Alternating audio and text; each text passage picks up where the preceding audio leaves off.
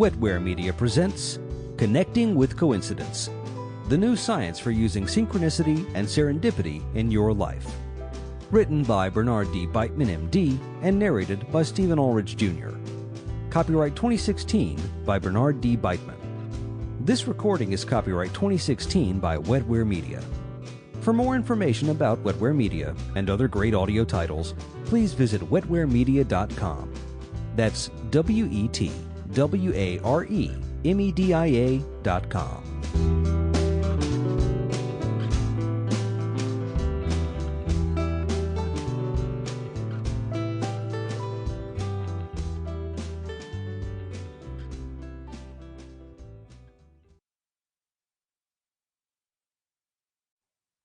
Publisher's Note. This audiobook contains instances where the author asks you, the listener, a few brief questions about your own experiences with coincidences. These mini-sections are preceded with this sound.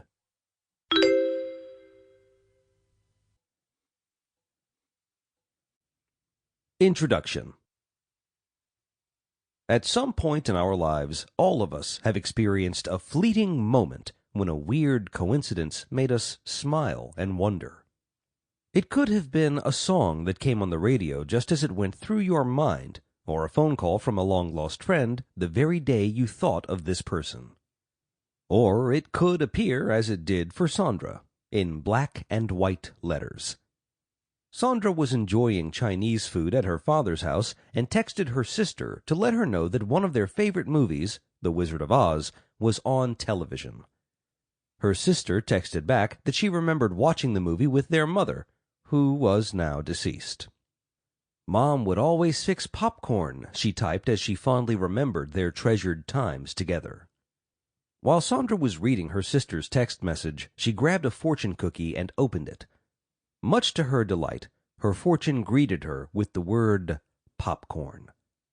Something special had just happened to Sandra, and when she texted her sister to tell her, they both felt the presence and comfort of their mother.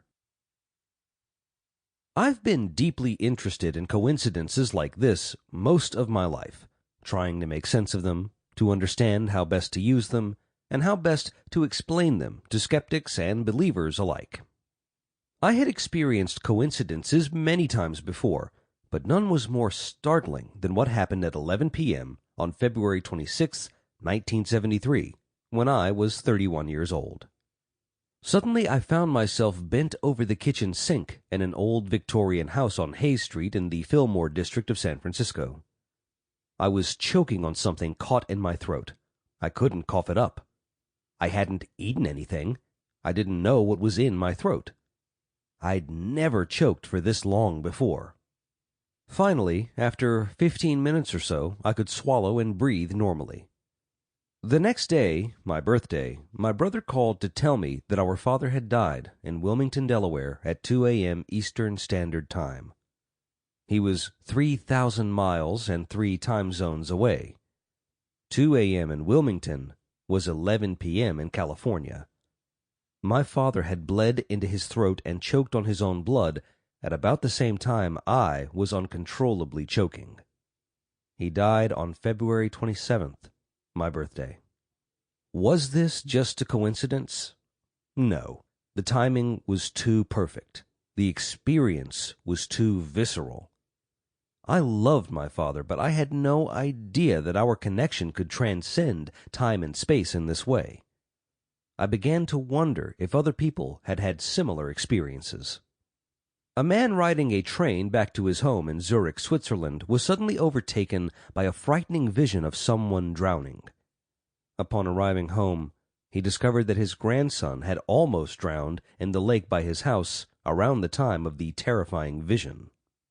The man in this story was psychiatrist Carl Jung, who invented the word synchronicity for a wide spectrum of weird coincidences. He personally experienced many strange events, but his writings focused more on theoretical speculation. Known as the preeminent theoretician of coincidence, he developed the synchronicity theory using... Sample complete. Ready to continue?